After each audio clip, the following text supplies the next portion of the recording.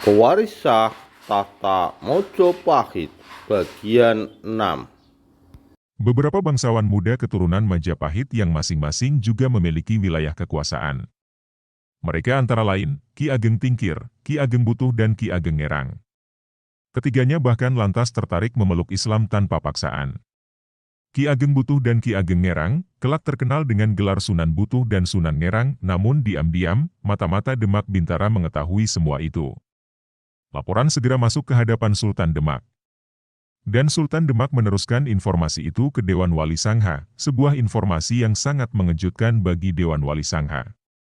Dan Dewan Wali memerintahkan Sultan Demak agar semakin meningkatkan kegiatan mata-mata di wilayah Pengging. Sultan Demak merespon perintah tersebut, jumlah pasukan mata-mata semakin ditambah di wilayah Pengging. Demak semakin waspada. Karena bila Pengging bergerak, dapat dipastikan, dukungan dari berbagai daerah akan mudah diraih. Apalagi ditambah sosok Syekh Lemah Abang dan Sunan Kalijaga di sana, Pengging akan berubah menjadi kekuatan yang sangat menakutkan. Dan hal ini adalah ancaman serius bagi keberlangsungan pemerintahan Demak Bintara. Padahal, ketakutan Demak Bintara hanyalah ketakutan semu. Karena di Pengging, tidak ada pergerakan apapun. Ki Ageng Pengging tidak mempunyai rencana apapun untuk berbuat makar. Demak Bintara hanya ketakutan sendiri. Sunan Kalijaga membaca gelagat tersebut. Beliau memperingatkan Ki Ageng Pengging untuk waspada. Namun, Ki Ageng Pengging bagaimanapun juga masih berusia belia. Beliau kadang masih kurang perhitungan. Beliau sangat mencintai spiritualitas.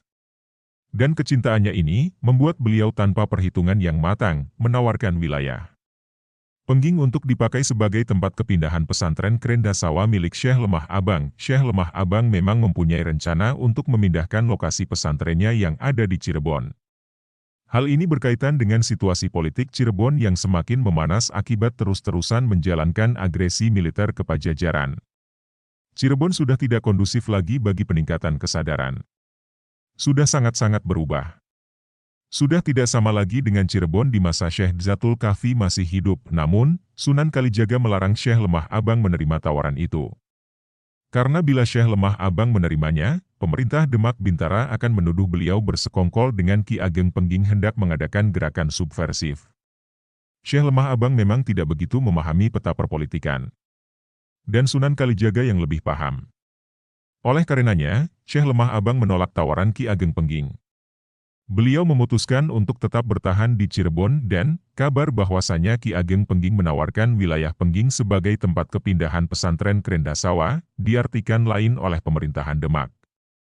Sultan Demak yang sudah terlanjur ketakutan, menyimpulkan bahwa memang tengah terjadi gerakan rahasia antara Ki Ageng Pengging dengan Syekh Lemah Abang, dan Dewan Walu Sangha pun bertindak. Sunan Giri Kedhaton mengeluarkan fatwa bahwa Syekh Lemah Abang adalah musuh kehilafahan Islam di Jawa, dan tugas Sultan Demak dan Sultan Cirebon, Sunan Gunung Jati, untuk menangkap Syekh Lemah Abang. Cerita selengkapnya, baca catatan saya sekelumit kisah Sunan Kajenar atau Syekh Siti Jenar, Damar Syasangka. Terdengarlah kabar, Syekh Lemah Abang dijatuhi hukuman mati oleh pemerintah Demak Bintara dengan tuduhan mengajarkan ajaran sesat dan hendak mengadakan makar. Tak urung, lontang asmara, Sunan Panggung dan murid-murid Syekh Lemah Abang yang lain, ikut dijadikan sasaran pemerintah. Kabar ini sampai juga ke Pengging. Ki Ageng Pengging berkabung. Begitu juga Ki Ageng Tingkir, Ki Ageng Ngerang dan Ki Ageng Butuh. Untung, Ki Ageng Tingkir, Ki Ageng Ngerang dan Ki Ageng Butuh, lepas dari daftar buruan pemerintah Demak. Tidak seperti lontang asmara dan Sunan Panggung, Ki Ageng Pengging benar-benar merasa kehilangan. Dan beliau semakin menyadari bagaimana posisinya di mata Sultan Demak. Dirinya dipandang sebagai duri dalam daging. Musuh dalam selimut. Tak urung, setelah Syekh Lemah Abang pasti akan tiba giliran beliau menjadi target untuk disingkirkan. Ki Ageng Pengging telah siap untuk itu. Siap menunggu giliran untuk disingkirkan. Bukan untuk melakukan perlawanan bersenjata, namun siap menerima ajal jika memang Sultan Demak menghendakinya. Ki Ageng Pengging sangat merindui sosok Syekh Lemah Abang. Apabila Syekh Lemah Abang pergi dari dunia maya ini, maka Ki Ageng Pengging berniat untuk mengikutinya. Apalah arti dunia bagi Ki Ageng Pengging? Dunia sama sekali sudah tidak menarik minat beliau.